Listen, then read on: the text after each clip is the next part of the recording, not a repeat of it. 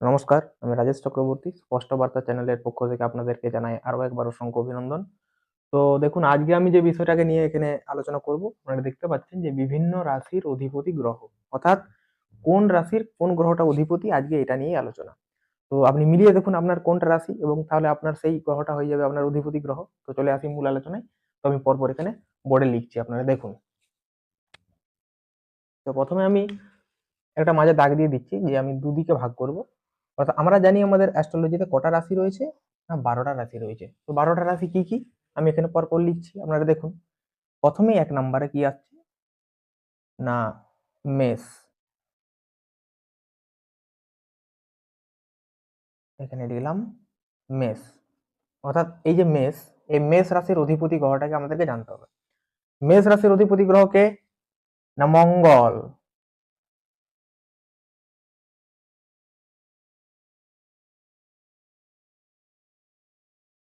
মেষ রাশির অধিপতি গ্রহ হয়ে গেল মঙ্গল। অর্থাৎ যাদের মেষ রাশি তাদের অধিপতি গ্রহ হচ্ছে মঙ্গল। অর্থাৎ মঙ্গলের যাবতীয় যে ধরনের গুণাগুণ এই মেষ রাশির জাতক জাতিকার মধ্যে কিন্তু পরিলক্ষিত হবে।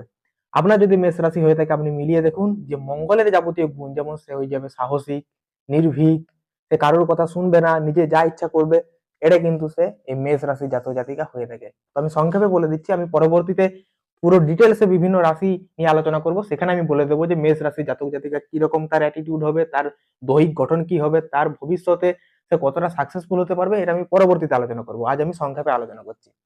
দ্বিতীয়ত হচ্ছে যে বৃষ। এই বৃষ রাশির যে অধিপতি গ্রহ, এটাকে আমাদেরকে জানতে হবে।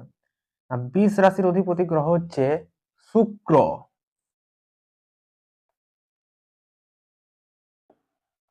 অর্থাৎ যাদের বৃষ রাশি তারা শুক্রের অধীনস্থ, অর্থাৎ শুক্রের যাবতীয় গুণাগুণ এই বৃষ রাশির মধ্যে কিন্তু পরিলক্ষিত হবে। 3 মিথুন।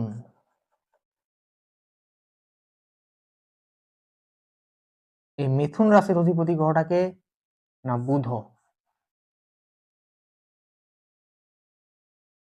অর্থাৎ যাদের মিথুন রাশি তারা বুধের অধীনস্থ।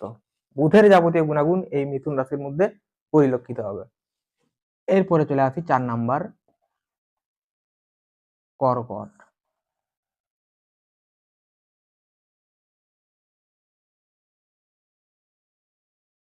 কর্কট রাশির অধিপতি গ্রহটাকে চন্দ্র।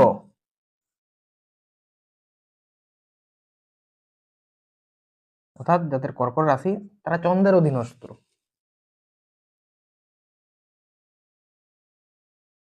5 সিংহ।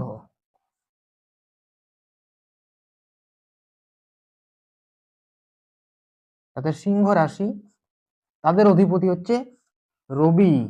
অর্থাৎ তারা রবির যাবতীয় গুণাগুণ এই সিংহ রাশির জাতক জাতিকার মধ্যে পরিলক্ষিত হবে। 6 কন্যা। অর্থাৎ যাদের কন্যা রাশি তাদের যে অধিপতি গ্রহ, এই আবার বুধ।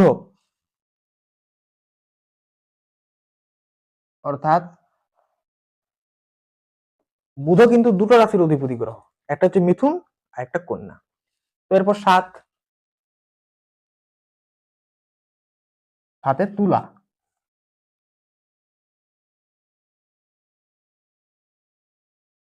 এই তুলা রাশির অধিপতি গ্রহটাকে, না তুলা রাশির অধিপতি গ্রহ হচ্ছে আবাসে শুক্র। অর্থাৎ শুক্র দুটো রাশির অধিপতি, একটা হচ্ছে বৃষ আর একটা হচ্ছে তুলা। এরপর বৃশ্চিক।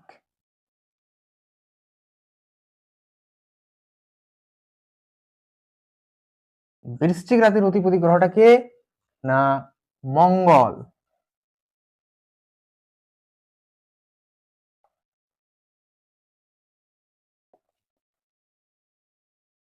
অর্থাৎ মঙ্গল দুটো রাশির অধিপতি, একটা হচ্ছে মেষ আর একটা হচ্ছে বৃশ্চিক। 9 ধনু।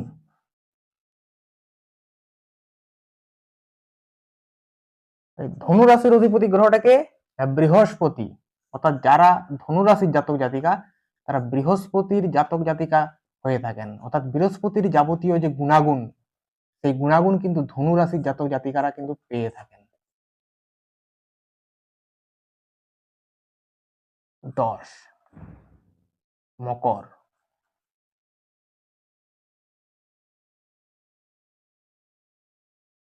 মকর রাশির অধিপতি গ্রহটাকে না শনি।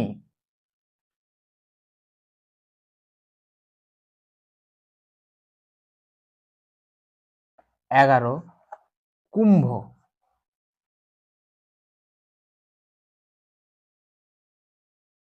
এই কুম্ভ রাশির অধিপতি কিন্তু আবার শনি, অর্থাৎ শনি হচ্ছে মকর এবং কুম্ভ এই দুটো রাশির অধিপতি গ্রহ। এবং 12 অর্থাৎ শেষ রাশি মীন। এই মীন রাশির অধিপতি গ্রহটাকে বৃহস্পতি।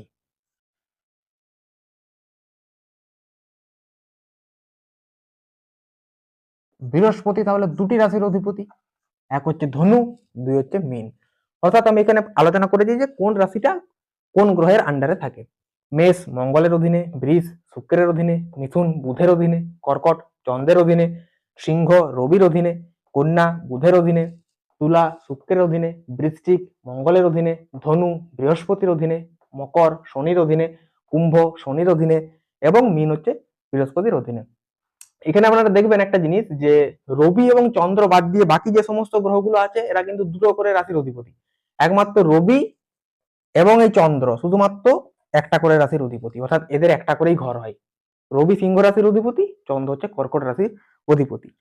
তো এই ছিল আজকের আলোচনা। আপনারা অবশ্যই বুঝতে পারলেন যে আপনার কোনটা রাশি এবং আপনার অধিপতি গ্রহ কোনটি, তো আপনি মিলিয়ে দেখুন। তো পরবর্তীতে আমি বিভিন্ন রাশি সম্পর্কে ডিটেলসে আলোচনা করব যে কোন রাশির জাতক কিরকম প্রকৃতির হয়ে থাকে। নমস্কার, সঙ্গে থাকুন।